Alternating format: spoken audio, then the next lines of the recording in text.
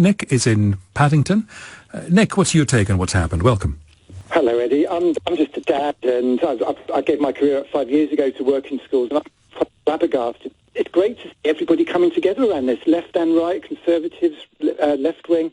But what really worries me is asking for, and calling for Gavin Williamson to resign. And I feel sorry for the bloke because he's not an expert on education. Michael Gove and Dominic Cummings 10 years ago set a strategy for education, set it all up, and then said we don't need any more experts. So obviously we've had a bunch of people who aren't experts. Nick Gibb is the person I'm concerned about because he is an accountant by background, believe it or not. He understands data.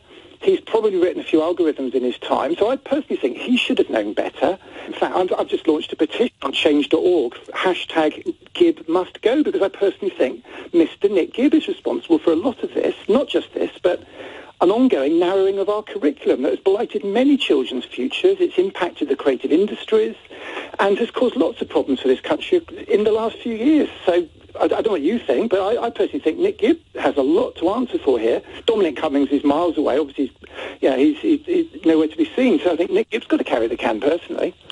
Tell me what you do in education.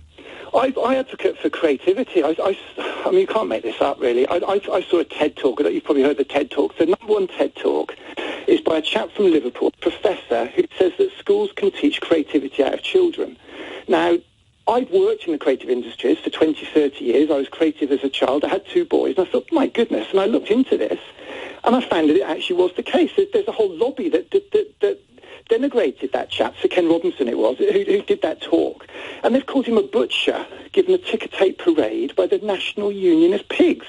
So you had Mary Boosted on there, really.